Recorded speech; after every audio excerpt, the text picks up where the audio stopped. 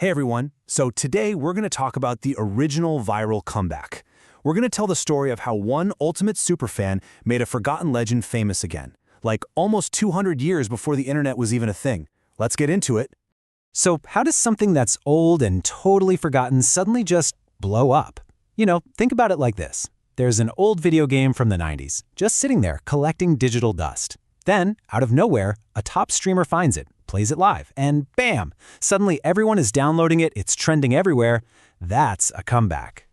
Well, the story we're diving into today is pretty much the original version of that.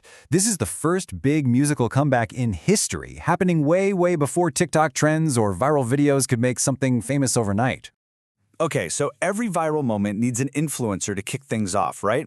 For our story, that person is Felix Mendelssohn. And let me tell you, he was perfect for the job. Not just a superfan, but a legit musical prodigy from a super influential family.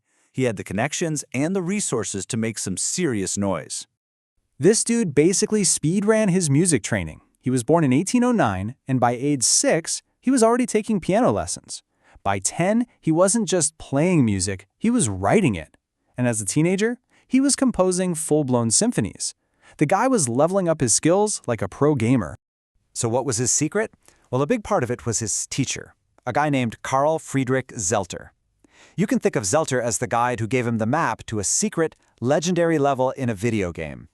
And he introduced Mendelssohn to the music of a composer who, at the time, was basically a ghost. And that forgotten legend? None other than Johann Sebastian Bach.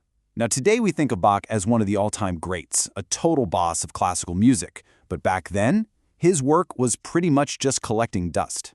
So what happened? Why was he forgotten? You gotta understand what was trending at the time.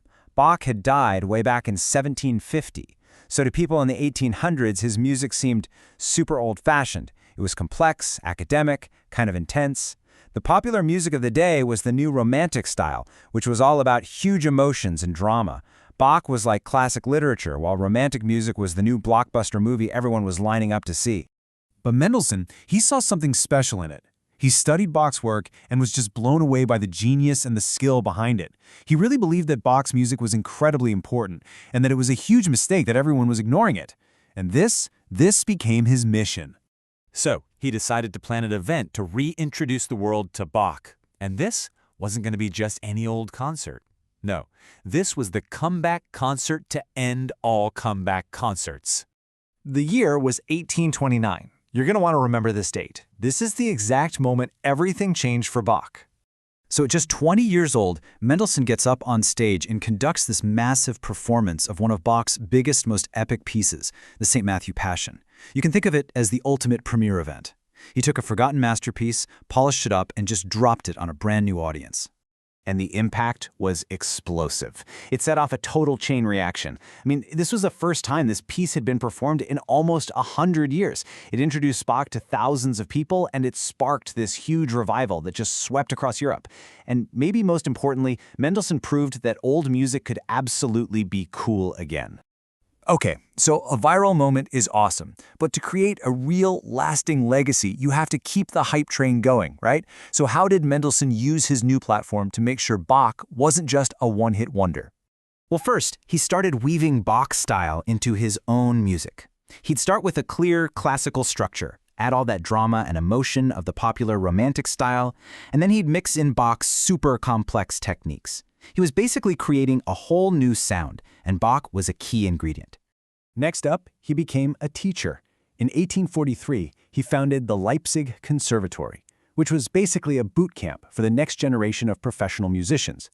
And a core part of their training, you guessed it, studying and performing Bach's music.